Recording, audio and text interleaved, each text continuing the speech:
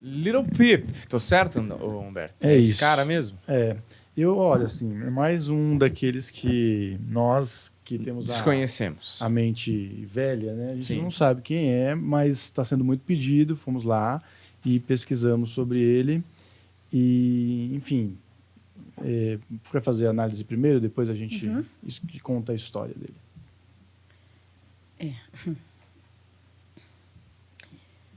Em outras vidas suicidas, né? Vidas suicidas, caminhadas de perdições e de muitas desavenças, aonde hoje, pela quarta reencarnação, pela qual viveu hoje, né, nesta vida, a quarta reencarnação, traz o histórico da busca, do acontecimento e, ao mesmo tempo, da trama interna. Uma alma que, desde os 8 anos de idade, já vinha na trama mental, o questionamento, um pouco de revolta familiar e a própria revolta interna, que já veio minguando dentro dele o tempo inteiro, enalando caminhos confusos e tendo muitas vezes caminhadas internas e bem conturbada.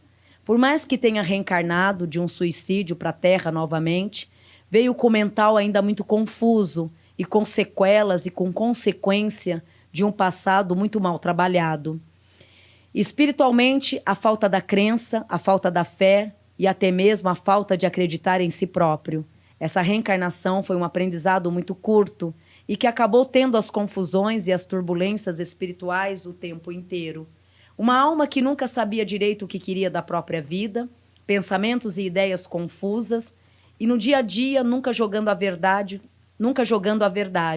sempre tendo as confusões nas palavras e causando as incertezas o tempo inteiro.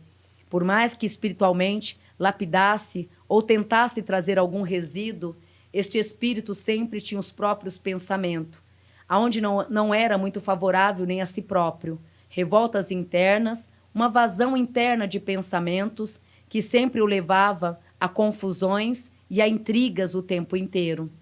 De outro lado, aquela mudança de humor durante o dia inteiro, trazendo vários setores de energias, amor, ódio, incompreensão, incerteza, ao mesmo tempo uma vontade de querer mudar o mundo e as pessoas, mas dentro dele mesmo um vazio pelo qual até hoje continua.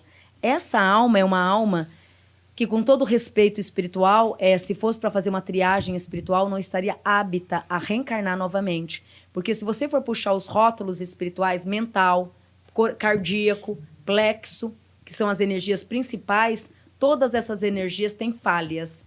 Então é como se numa fila, num chamado de reencarne, o certo seria sair da fila, né? Ó, filho, sai da fila, vamos te recompor mais um pouco para depois você voltar. Não, quero ser agora, tem que ser agora é o meu momento.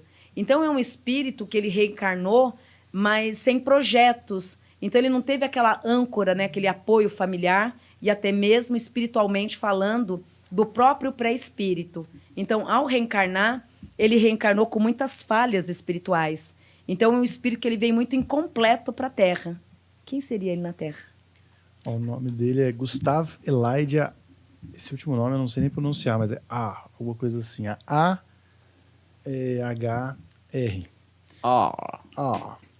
É o sobrenome dele. É que eu fiz a pronúncia em árabe. Ele tem um acento muito doido aqui, que eu nunca tinha visto esse acento aqui, olha aqui. É sueco. Ele tem cara. Se fosse puxar na linhagem espiritual, ele não estaria apto a reencarnar. Ficariam bons anos no plano da espiritualidade até se reestruturar. Certo. Ele teve uma carreira meteórica, ele morreu com 21 anos. Ele estava começando a explodir, assim, e aí ele morreu, foi encontrado no ônibus da turnê, que ele ia fazer um show, e morto, overdose, ele tinha muita depressão e tudo mais. E aí agora parece que está rolando uma disputa, porque a família meio que culpa por negligência os empresários e os agentes que estavam com ele ali. Não tem nenhum culpado. Não tem nenhum culpado. E nessa semana mesmo do desencarne, o Caboclo diz, se não fosse naquele dia, seria no dia seguinte. O plano, na verdade, seria para o dia seguinte, onde não tem culpado nenhum. Ele é um espírito que ele não tinha foco. Imagina você assumir um cargo sem ter rótulo, sem ter o conhecimento e nem saber o que está fazendo. Deram uma gerência para ele fazer, ao mesmo tempo sem adaptação de direcionamento nenhum. Então é um espírito literalmente perdido. No caso dele, não existe culpado. Perante a espiritualidade, o verdadeiro culpado é ele mesmo, né? Falando do nível espiritual, porque era uma alma que desde sempre ele foi alinhado a não reencarnar. E a teimosia para o reencarne era muito grande o tempo inteiro. Então, se ele tivesse respeitado a triagem espiritual, passado por uma lapidação, por um desenvolvimento espiritual, ele viria numa bondade de alma, familiar, inteligência, equilíbrio, porque o positivo dele, ele seria uma pessoa maravilhosa. O negativo traz essa bipolaridade, as várias estações num dia só, porque é um espírito que ele não teve a programação toda para poder reencarnar. Então, nesse dia, se não fosse nesse dia, seria no dia seguinte. O certo mesmo, combinado diante do filho, seria no dia seguinte. Ele só adiantou o que ele já estava planejando para fazer no dia seguinte. Então, de repente, ia ser amanhã, ele fez hoje. Mas sem culpados nenhum. Nenhum. E ele também era uma pessoa muito cativante. Então, ali ninguém faria nenhum mal para ele.